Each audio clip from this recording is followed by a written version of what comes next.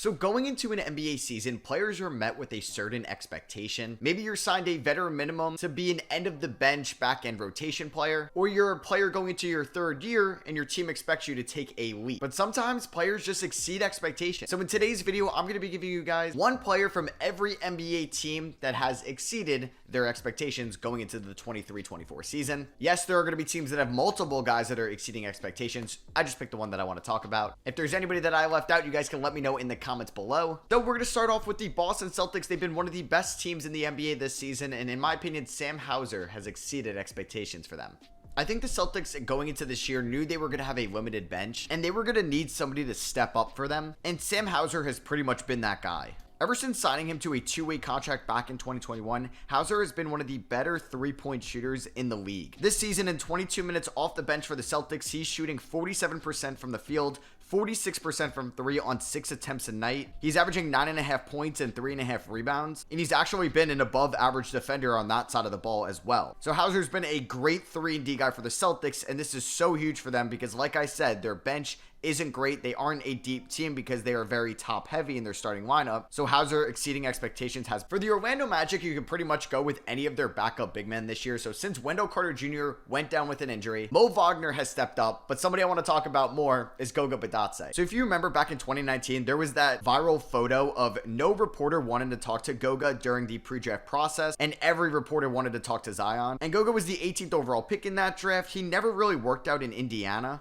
He was traded to the Orlando Magic last year and has been a damn good rotational big for them since. This year, he's been stepping up in the absence of Wendell Carter Jr., giving the Magic 7.5 points, 6 rebounds, and 2 assists a night. He's shooting 59% from the field and almost averaging 2 blocks a night as well. Goga Bitadze is one of the more underrated big men in all of basketball, and it couldn't make me happier to see. We knew that the Rockets were going to spend a lot of money last year, but I think when everybody saw that Dillon Brooks got $80 million, your initial thought was probably, that's an overpay. But Dillon Brooks has just been an amazing 3-and-D guy for them this season. He's shooting right around 40% from 3, and he is locking up other teams' top players on a night-to-night basis. Dillon Brooks is still one of the better wing defenders in all of basketball. He has been flourishing under Ime Udoka with their defensive schemes, and he's been a perfect piece for the Rockets to turn this franchise around. Jamal Murray has spent some time injured this year with the Denver Nuggets, and somebody they acquired last year at the trade deadline has been so huge for them, and that's Reggie Jackson. Reggie Jackson has been one of the more underrated point guards in all of basketball, and it's nice to see that he's 33 years old and still being an impactful veteran. Reggie's averaging 13.5 points and 4.5 assists for the Nuggets this year, shooting just under 50% from the field and right over 40% from 3. He really stepped up in the absence of Jamal Murray, and he's been much better for them than they probably even expected when they moved on from Bones Highland last. There's a couple guys you can go with the Charlotte Hornets, but somebody that I think's been so impactful for them right away this season has been Brandon Miller. I think a lot of people, including me, thought he was going to be somewhat of an inconsistent shooting year for the number 2 overall pick, but he has been a knockdown shooter this year, shooting 45% from the field, 40% from 3, and 82% from the line. And I'm glad that he's taking his shots and he's not being hesitant or passive with the ball in his hands. He's taking 12.5 shots a night and 5 threes. And I love that the Hornets have experimented with him as a stretch 4. He's been an elite mid-range shooter as well, 45% on shots 10 to 16 feet, and long twos he's shooting 46%, and he's looked great out of the gate for the Hornets. I know this guy well because he was a former Knick. The Knicks didn't really play him towards the end of his time there, and that is Cam Reddish for the LA Lakers. I did not expect that Cam Reddish was going to start 14 out of the Lakers' first 21 games this year, but we saw it at the end of games in the in-season tournament. Cam Reddish has been a great defender for the Lakers this season, and I take a lot of value into that as well, that you were showing up on that side of the floor in big moments, and that's what the in-season tournament finale and semifinals were for them. And Cam Reddish signed the veteran minimum over the offseason, so what they're getting him out of this season so far has definitely exceeded their expectations, and they're kind of playing with house money. He's definitely earned his contract so far. There's a couple of guys that we could talk about with the Minnesota Timberwolves, but I'm going to give some love to Troy Brown Jr. Brown Jr. signed a 2-year contract in the offseason with next year not even being guaranteed, and he's been a great hustle player for Minnesota this year, as they've been one of, if not the best team in the NBA. Brown has been a good scorer in his limited minutes. He's also a really solid rebounder, and he's flying around on the defensive side of the floor, being an above-average three-point shooter. He's been everything and then some that the Timberwolves hoped for when they signed him a couple months ago. A bunch of guys we could also talk about here for the Indiana Pacers. They've had 3 guys that were disappointment draft picks in the lottery with their original drafted teams. Obi Toppin with the Knicks, Jalen Smith with the Suns, but the guy we're going to talk about is Aaron Nesmith, who was drafted number 14 by the Celtics back in that 2020 draft. This is Aaron Nesmith's 4th year in the NBA, the 2nd with the Indiana Pacers, and he has been one of the best three-point shooters in the league this year. He has taken a little bit above 4 attempts a night, and he's shooting 44.5% from downtown. He's given the Pacers 11 points and 3 rebounds off the bench, and he's a perfect guy to have on the floor next to Tyrese Halliburton. They extended him last offseason as well, and for how efficient he is, definitely worth their money. Okay, I did not think Chet Holmgren was going to be this good right away. I know he's not technically a real rookie since he was taken in 2022, but Holmgren has been one of the better big men overall in the league this season in year 1 as a 21-year-old. Holmgren's given the Thunder 17 points, 8 rebounds, and 2.5 assists a night, shooting 52% from the field, 37% from 3, and 88% from the line. He's also averaging a steal in a night and 2.5 blocks, something that's pretty noticeable with younger big men in the league as they'll get into foul trouble, but Holmgren is averaging less than 3 fouls a night, and there's a solid chance he could make an all-star game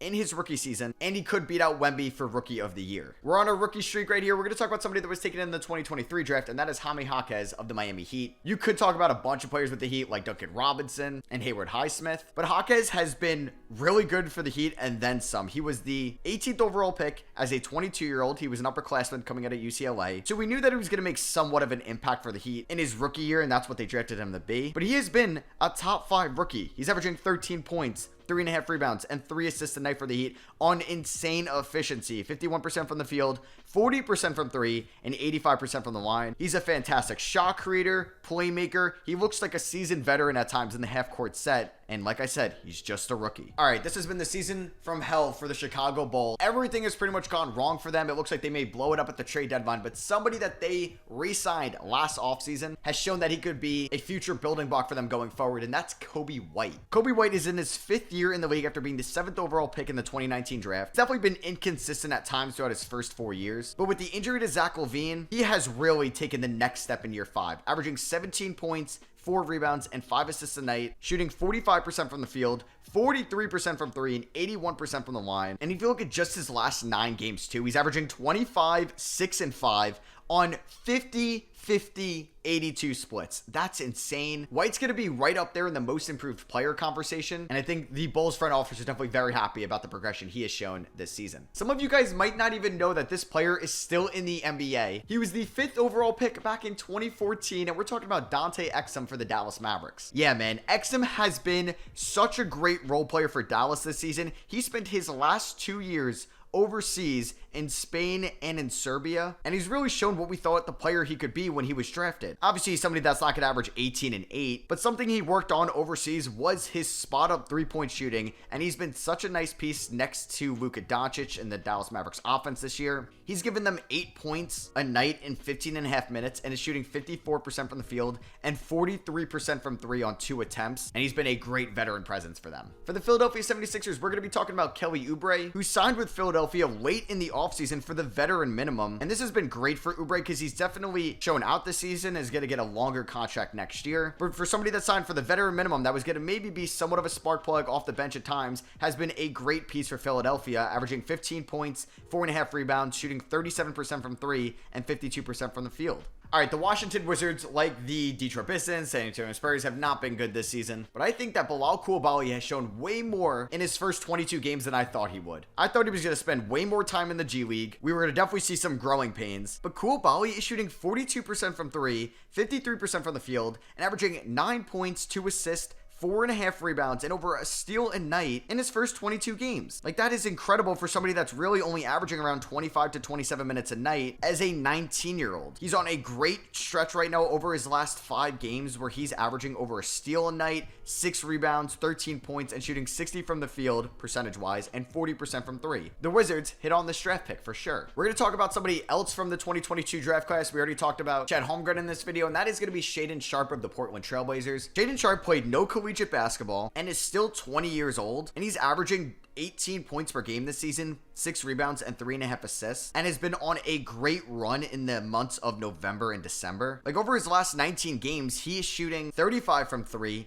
81 from the line, and averaging 18 points a night, as well as 4 assists. He's been an underrated playmaker. The New York Knicks have been a really weird team this year. Quentin Grimes has taken a step back. Tibbs refuses to play Emmanuel Quickly more. Julius Randle is all over the place, but the player I want to talk about is currently hurt for the next 8 weeks, which just sucks. But I wanted to talk about Mitchell Robinson, because Mitchell Robinson's a $15 million a year center. You probably said going into the year he's around like the 20th best center in the league, but this man is a player that every team would kill to have. Someone that's not going to really care about getting an X amount of shots up a night. He's going to fight for every rebound. He's going to contest every shot inside the paint. He's going to average over a block and a half a night, and he's going to be one of the league's best offensive rebounder. And that's what Mitchell Robinson has been this year for the Knicks. It's a shame that he's going to miss a decent amount of time, and the Knicks are really going to miss him in his absence. Sacramento Kings have also kind of been all over the place this year with some of their top guys. I want to talk about Malik Monk, who has definitely stood out more than guys like Keegan Murray, Harrison Barnes, and Kevin Huerter have this year. Monk has really shown up to be that number 3 option for the Sacramento Kings, giving them 15 points and 5 assists a night, which is doubling his career average of 2.5. He's also shooting 44% from the field, 43% from 3, and 90% from the line. Malik Monk has been getting better and better each year of his career so far, and he was drafted back in 2017. I really had no idea who to talk about with the Warriors, but I want to give some love to rookie Brandon Podziemski out of Santa Clara. I think Podziemski has been asked to do way more than people thought, or probably he even thought, going into his rookie year in Golden State, because there has been so many on and off the court issues with Draymond, Clay, and Wiggins. Jonathan Kuminga has still yet to take that step, but Podziemski is giving them 8 points, 5 rebounds, and 2.5 assists a night, shooting 45% from the field and 41% from 3. And he's been a great role player for them so far in what has been a disappointing season for Golden State. I think the Clippers team were also a tough team to talk about because they have plenty of guys that are obviously big names like Russ, Harden, Kawhi, and Paul George. But somebody that they didn't even start the season with, that was bought out from the Indiana Pacers that they picked up, that has been a nice player for them, has been Daniel Tice. Tice has given them around 17 minutes a night. He's given them 7 points, 4 rebounds, and is shooting 46% from the field, and also knocking down half his 3-pointers, and he's definitely given Ivica Zubac some nice competition at that center position. Okay, the San Antonio Spurs have not been good this year, and you could give some love to Devin Vassell and Keldon Johnson, but I don't think they've taken like that next step. Guys like Jeremy Sohan and Malachi Branham haven't either. So I know he had just unworldly expectations going into the year, but I just want an excuse to talk about Victor Wembanyama, who I think has actually exceeded expectations on the defensive side of the floor. The Spurs have been experimenting with him a little bit more at the center position as of late, and I think he's been much more effective at the 5, because over his last 8 games, he's averaging 3.6 blocks a night and 1.9 steals. He still has been inconsistent at times from 3. This dude is a monster rebounder, also getting just under 14 rebounds a night, and he's still only 19 years old. Like, he's going to be a future MVP winner one day. I know it's going to be so hard for him to ever meet his expectations just because of all the pre-draft hype he had, but I think Wemby has done such a fine job for such just an abysmal roster around him in San Antonio. Next up, we're going to go to Atlanta. We're going to talk about a player that's currently hurt. There's been a lot of players on the Hawks this year have not met expectations, but Jalen Johnson in year 3 has definitely taken a bigger step than probably anybody thought he would. Jalen Johnson is still going to be out for a little bit more time with that wrist injury, but in his first 15 games this year, he gave the Hawks 14 points, 7 rebounds, shooting 59% from the field, 42% from 3, and 75% from the line. He's looked great on the defensive end. In the half-court set, he knows when to cut, slash, he knows how to cut, he knows how to slash, and is a perfect rim roller as well for the pick-and-roll sets with Trae Young and DeJounte Murray. And the Hawks definitely miss him in his absence because they are off to a pretty poor start at 9-14 at the moment I'm recording this video. All right, let's go back to the West Coast. Let's talk about the Phoenix Suns. And I want to give some love to Grayson Allen because the Suns have had multiple injuries this year to Devin Booker at times and Bradley Beal. And Grayson Allen in 19 games has been just an absolute sharp shooter, shooting 47% from 3, 90% from the line, 48% from the field for them, and has given them 12 points, 4.5 rebounds, and 3 assists. And you could also give some love to Eric Gordon in the same position as well. The next player was signed to Milwaukee with the veteran minimum a couple months ago, but Malik Beasley has definitely outperformed this contract. Malik Beasley for the Bucks this season is averaging 12 points, 4.5 rebounds, and has shot 48% from the field, 46% from 3, and is still just 27 years old. He's contributed so much to the Bucks with their floor spacing ability, and has been such a nice piece to have next to Damian Lillard and Giannis Antetokounmpo. Alright, the Grizzlies have also had just such a disappointing season. Obviously, they've had a plethora of injuries and the suspension of Ja Morant. So I'm going to give some love to the 23-year-old from VCU. That's Vince Williams Jr. Vince Williams is the definition of a hustle player. He was a second-round pick back in the 2022 draft. He can play multiple positions, and he's been a nice three-point shooter and rebounder for the Grizzlies this season. We're going to talk about another player for the Brooklyn Nets that signed the veteran minimum in the offseason, and that is Lonnie Walker. And Lonnie Walker this year has been one of the better bench players in the NBA. Unfortunately, Lonnie Walker is going to miss the next couple of weeks with a hamstring injury, but over his first 17 games, he has shot 49% from the field, 46% from 3, averaging 14.5 points for the Nets, and has been one of the better veteran minimum signings from this past offseason with guys like Kelly Oubre and Malik Beasley. Alright, like the Wizards, like the Spurs, the Detroit Pistons have been horrible, but I think Ausar Thompson has given Detroit way more than they thought they would see from him in his rookie year. Because Ausar Thompson is still just 20 years old, and he's flying around on the boards. He's one of the best rebounders in the league as a 20-year-old small forward. He's shooting 47% from the field. He's already an elite shot blocker and pass stealer for somebody at his position and age. And this is just year one on one of the worst teams in NBA history. Just imagine what he could be with actual good players around him. Alright, the next player we're going to talk about is for the Cleveland Cavaliers, and he's going to ask to even step up even more now with the injury to Darius Garland with his jaw, and that is Craig Porter Jr., who is an undrafted player out of Wichita State, and this is Porter Jr.'s rookie season, where he's given the Cavs 7 points, 2.5 assists, 14 minutes a night as a backup point guard, shooting 55% from the field and 43% from 3, and he will give them more upside in my opinion than some guys we may see like Ty Jerome going forward. Keontae George of the Utah Jazz has been asked to do way more than I thought he would be doing right away out of Baylor, especially as a lead guard for them. But George has given the Jazz 5 assists a night in his first 25 games of his season, and I didn't think he was going to be this good of a playmaker after evaluating him at Baylor. He does have some efficiency issues, but that is going to come with a rookie guard. And if you watch what he did against OKC on December 11th, you know he has 20 point per game potential on good efficiency. We're going up north to talk about Scottie Barnes of the Toronto Raptors, who obviously had a lot of hype just in his career so far since he was the 4th overall pick back in 2021